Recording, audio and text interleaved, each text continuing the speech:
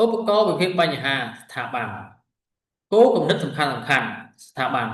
សូមពិនិត្យមើលការយល់ដឹងរបស់អ្នកអំពីចំណុចសំខាន់នៃវគ្គនេះដើម្បីសម្រេចបាននូវ SDG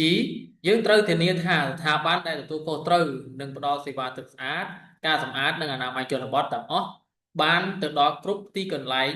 ដូចជាសាលារៀនកន្លែងធ្វើការមន្ទីរពេទ្យនិងកន្លែងលក់ដូរបណ្ដោះអាសន្នផ្សេងទៀតដូចជាទីផ្សារជាដើម មានភាគីពាក់ព័ន្ធជាច្រើនផ្សេងទៀតដែលធ្វើការពាក់ព័ន្ធនឹងការផ្ដល់សេវាទឹកស្អាតការសម្អាតនិងអនាម័យជនបទក្រៅពីអ្នកផ្ដល់សេវាអាជ្ញាធរដែលជួយសម្របសម្រួលក្នុងការផ្ដល់សេវានិងអ្នកប្រើប្រាស់ដែលជាស្ថាប័នហិរញ្ញវត្ថុអ្នកងារសេដ្ឋកិច្ចនិងសាកលវិទ្យាល័យជាដើមភាគីពាក់ព័ន្ធទាំងអស់ត្រូវតែមានធនធាននិងសមត្ថភាពគ្រប់គ្រាន់ដើម្បីអនុវត្តមុខងាររបស់ពួកគាត់ មានតែប្រភេទនៃការផ្ដល់សេវាទឹកស្អាតការសម្អាតនិងអនាម័យជនបទដែលសមស្របនឹងបរិបទប៉ុណ្ណោះដែលមាននិរន្តរភាពនិងបរិយាបន្នការដឹកនាំរបស់រដ្ឋាភិបាលមានសារៈសំខាន់ណាស់ក្នុងការបង្កើតសេវាផ្គត់ផ្គង់ទឹកស្អាតការសម្អាតនិងអនាម័យជនបទប្រកបដោយនិរន្តរភាពនិងបរិយាបន្ន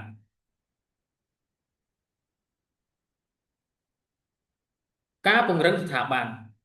តើយើងអាចចាប់ផ្ដើមពង្រឹងស្ថាប័នផ្គត់ផ្គង់ទឹកស្អាតការសម្អាតនិងអនាម័យជនបទពីចំណុចណា ជំហានដំបូងក្នុងការពង្រឹងស្ថាប័នផ្ដល់សេវាទឹកស្អាតការសម្អាតនិងអនាម័យជនបទត្រូវឲ្យប្រាកដថាមានស្ថាប័នដែលពាក់ព័ន្ធមានតួនាទីភារកិច្ចច្បាស់លាស់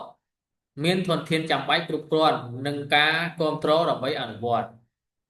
ការដឹកនាំរបស់រាជរដ្ឋាភិបាលមានសារៈសំខាន់ណាស់ក្នុងការបង្កើតសេវាទឹកស្អាតការសម្អាតនិងអនាម័យជនបទប្រកបដោយនិរន្តរភាពនិងបរិយាបន្នការផ្ដល់សេវាគ្រប់យ៉ាងដូចជាផ្លូវថ្នល់ការអប់រំការថែទាំសុខភាពអនាម័យសេវាទឹកស្អាតឡាក់មិនអាចមកពីស្ថាប័នឯកជនតែម្នាក់ឯងបានទេប៉ុន្តែត្រូវមានការចូលរួមនិងគ្រប់គ្រងពីរដ្ឋាភិបាលក្នុងការផ្ដល់សិទ្ធិបរិយាកាសសមស្របសម្រាប់សង្គមស៊ីវិលនិងវិស័យឯកជនដែលពាក់ព័ន្ធដើម្បីបំពេញការងារទាំងនេះស្ថាប័នផ្ដល់សេវាទឹកស្អាតការសម្អាតនិងអនាម័យជនបទស្ថាប័នផ្ដល់សេវាទឹកស្អាតការសម្អាតនិងអនាម័យជនបទរួមមានក្រុមការងារបច្ចេកទេសផ្គត់ផ្គង់ទឹកស្អាតការសម្អាតនិងអនាម័យជនបទថ្នាក់ខេត្ត TTWG OWSSA ក្រុមការងារបច្ចេកទេសផ្គត់ផ្គង់ទឹកស្អាតការសម្អាតនិងអនាម័យជនបទថ្នាក់ស្រុក DTWG OWSSA ក្រុមការងារបច្ចេកទេសផ្គត់ផ្គង់ទឹកស្អាតការសម្អាតនិងអនាម័យជនបទថ្នាក់ឃុំ CTWG OWSSA